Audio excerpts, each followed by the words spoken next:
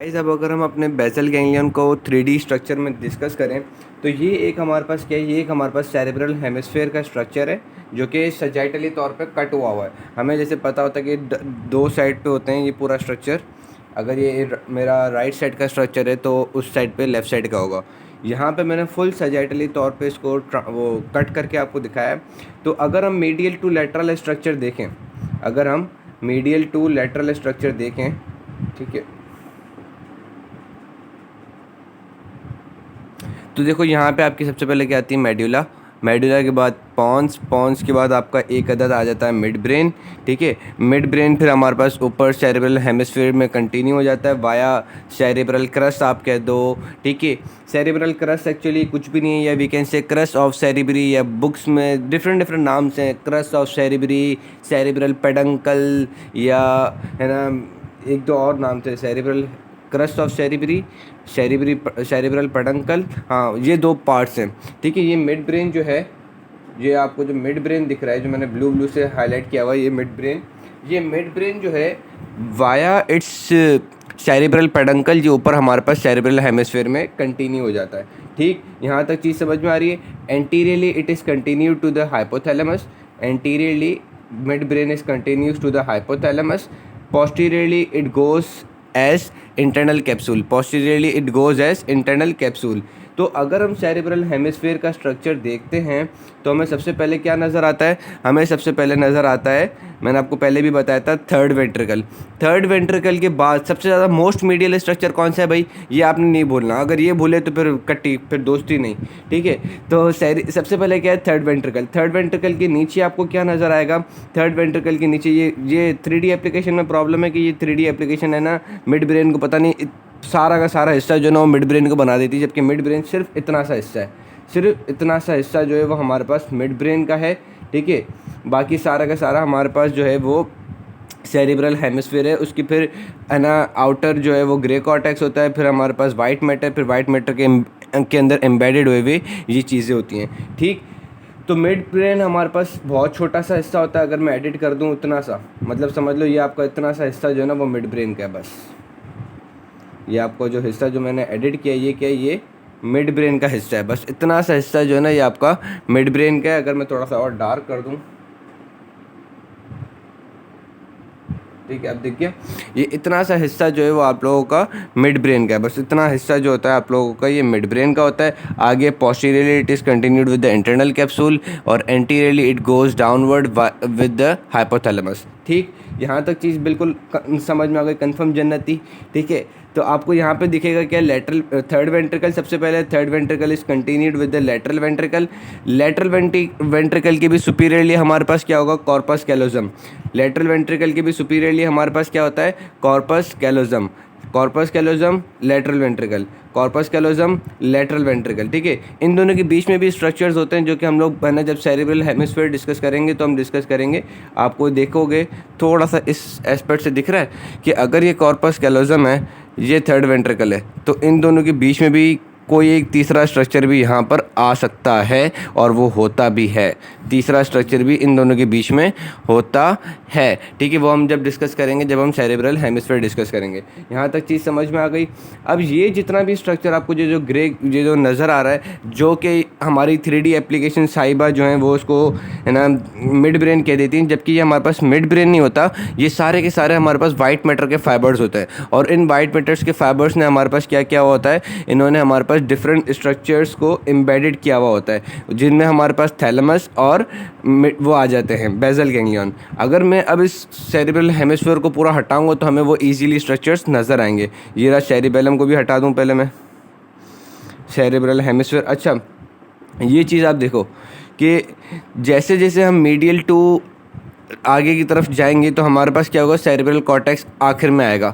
Cerebral cortex, फिर masses of white matter, फिर masses of white matter embedding the inner masses of grey matter, जो कि अभी हम है ना वो देखने वाले हैं जब ये सारी चीज़ें हटाएंगे तो। ठीक है, तो आपको ये चीज़ समझ में आ रही है, जो इंसुलर कॉर्टेक्स वगैरह का चक्कर था वो आपको अब समझ में आएगा कि जब ये हम लोग यहाँ से फुल इस तरफ जा रहे होंगे तो हमारे पास एंड में क्या होगा, एंड में एक पार्ट ऑफ सेरेब्रल कॉर्टेक्स आता है।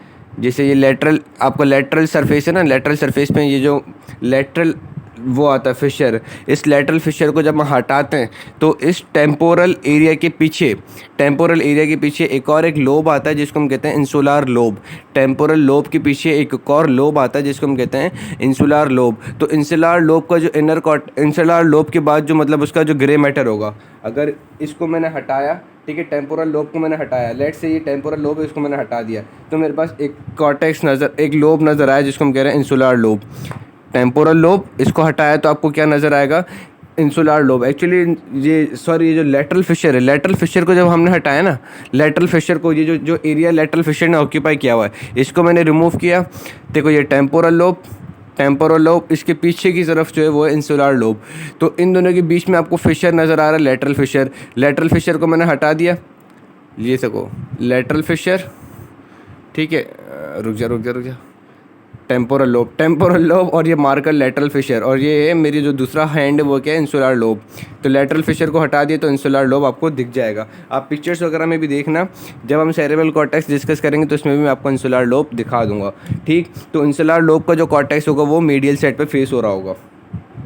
इंसुलार लोब का जो कॉर्टेक्स जो है वो हमारे पास मीडियल साइड पे फेस हो रहा होगा। अब मैं ये सारा हटा रहा हूँ। जब ये मैंने सारा हटाया तो हमें ये मासेस ऑफ वाइट मैटर नज़र आ रहे हैं। वो कॉर्टेक्स से सारा का सारा वाइट मैटर जो है वो जा रहा होता है और वो कुछ इस तरीके की शक्ल इख्तियार कर लेता है। वो कुछ इस तरीके की शक्ल जो है वो हमारा जो वाइट मैटर वगैरह होता है वो इख्तियार कर लेता है। लेकिन ये 3D एप्लीकेशन क्या कहती है कि सारा का सारा मिड ब्रेन है, जबकि मिड ब्रेन इतना सारा नहीं होता। ये क्या, ये हमारे पास वाइट मैटर के फाइबर्स हैं, ठीक। यहाँ तक चीज़ समझ में आ गई। अब जो चीज़ हमें देखने की है,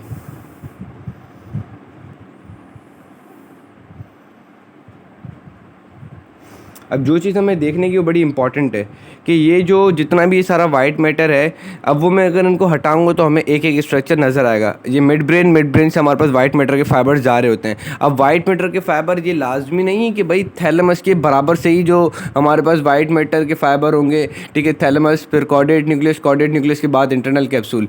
मिड ब्रेन से जो फाइबर जा रहे होंगे वो हमारे पास लाजमी नहीं है कि वो खाली इंटरनल कैप्सूल ही बनाएंगे।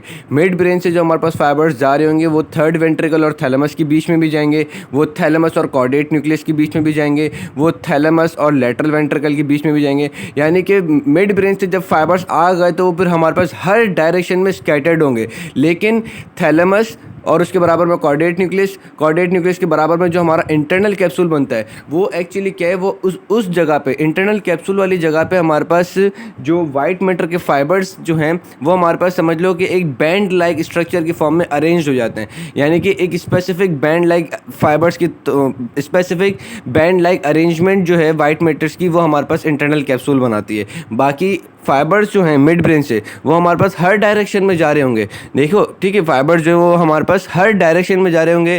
थर्ड वेंट्रिकल और थैलेमस के बराबर में भी, थैलेमस और है ना कॉर्डेट न्यूक्लियस के बराबर में भी, थर्ड वेंट्रिकल और हाइपोथैलेमस के बराबर में भी, ठीक है, मतलब इन दोनों के बीच में भी हर डायरेक्शन में हमारे पास फाइबर्स जा रहे होंगे। लेकिन सिर्फ जो है हमारे पास थैलेमस, कॉर्डेट न्यूक्लियस, उसके बराबर में जो वाइट मैटर का फाइबर्स होंगे उन्होंने अपने आप को एक बैंड लाइक फाइबर में अरेंज कर लिया होता है जिसको हम कहते हैं इंटरनल कैप्सूल, ठीक। अब मैं ये सारा जो आपको ये वाइट मैटर का फाइबर जो है वो मैं बड़े अच्छे तरीके से हटा रहा हूँ ताकि हमें दूसरे स्ट्रक्चर्स जो हैं जो कि inner masses of grey matter हैं वो हमें ईजिली दिख जाए। सो गाइस, आप यहाँ पे देख सकते हो कि जब वो मैंने हटाया तो हमें ये कुछ इस तरीके का स्ट्रक्चर नज़र आ रहा है, ठीक है। थर्ड वेंट्रिकल सबसे पहले मैं हटाऊँ, थर्ड वेंट्रिकल के बाद हमें ये थर्ड वेंट्रिकल एक और हटा, ठीक है। थर्ड वेंट्रिकल हटाया तो ये हमें आपको एक अदद हाइपोथैलेमस नज़र आ गया। ये एक अदद हाइपोथैलेमस हमें नज़र आया जिसको अब मैं हटाने जा रहा हूँ। जितना बड़ा नहीं होता, छोटा सा होता है, वो जो एप्लीकेशन में इतना बड़ा दिखाया हुआ है, ठीक है। उसके बाद ये हमारे पास क्या नज़र आता है, उसके बाद ये आपको एक अदद थैलेमस नज़र आ रहा है। थैलेमस के आप ऊपर की साइड पे देख सकते हो कि थैलेमस की सुपीरियर रिलेशन में हमारे पास क्या आ रहा है, लेटरल वेंट्रिकल। थैलेमस के सुपीरियर रिलेशन में हमारे पास क्या आ रहा है, लेटरल वेंट्रिकल। और मैंने आपको बताया था कि लेटरल वेंट्रिकल ये पूरा एक सी शेप्ड स्ट्रक्चर बनाता है। लेटरल वेंट्रिकल क्या करता है, एक सी शेप्ड स्ट्रक्चर बनाता है।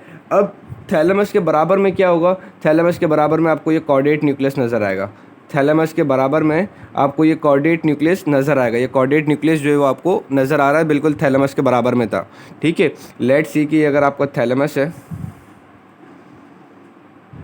ये रहा आपकी जो थैलेमस। थैलेमस के बिल्कुल बराबर में आपको ये स्ट्रक्चर नज़र आ रहा है जिसको हम क्या कहते हैं, एक अदद कॉर्डेट न्यूक्लियस। ठीक है, एक अदद कॉर्डेट न्यूक्लियस। थैलेमस के बराबर में आपको एक स्ट्रक्चर नज़र आ रहा है जिसको हम क्या कहते हैं, एक अदद कॉर्डेट न्यूक्लियस। ठीक है, यहाँ तक समझ में आया? ठीक है, कि थैलेमस के ऊपर सुपीरियर रिलेशन में लेटरल वेंट्रिकल और लेटरल रिलेशन में हमारे पास क्या है, कॉर्डेट न्यूक्लियस। थैलेमस के सुपीरियर रिलेशन में लेटरल वेंट्रिकल और लेटरल वेंट्रिकल के भी बराबर में क्या है हमारे पास, कॉर्डेट न्यूक्लियस। और देखा जाए कि थैलेमस के लेटरल रिलेशन में भी क्या है, कॉर्डेट न्यूक्लियस। ये चीज़ समझ में आ गई कि थैलेमस के सुपीरियर एंड लेटरल रिलेशन में हमारे पास आ जाता है लेटरल वेंट्रिकल के बराबर में हमारे पास क्या है, कॉर्डेट न्यूक्लियस। अब आप ये देख सकते हो कि लेटरल वेंट्रिकल के मतलब बराबर में और नीचे की साइड पे हमारे पास ये कॉर्डेट न्यूक्लियस है। अगर ये हमारे पास लेटरल वेंट्रिकल है तो लेटरल वेंट्रिकल उसके बराबर में आपको क्या नज़र आ रहा है, कॉर्डेट न्यूक्लियस। तो chordate nucleus is forming the lateral boundary of lateral ventricle. Chordate nucleus is forming the lateral boundary of lateral ventricle.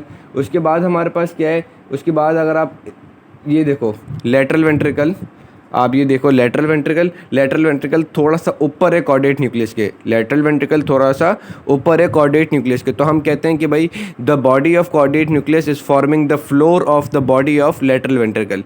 Chordate nucleus की जो बॉडी है वो हमारे पास बॉडी ऑफ लेटरल वेंट्रिकल की फ्लोर बनाती है।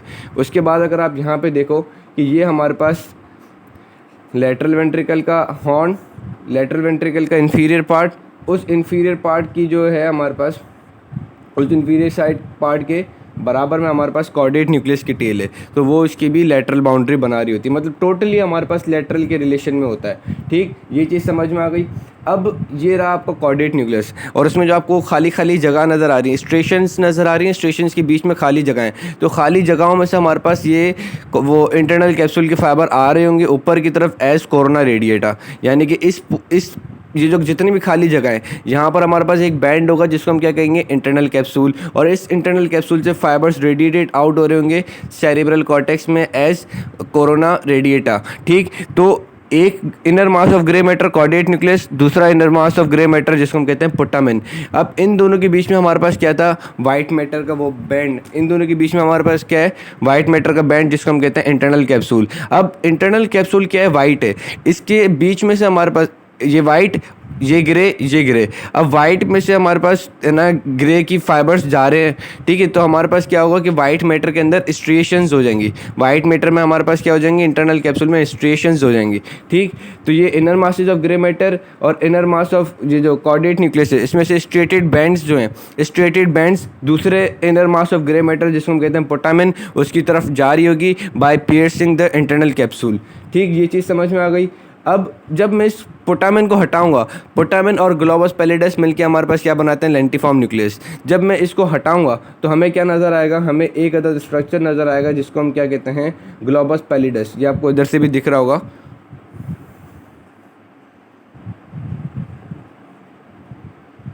दिखा?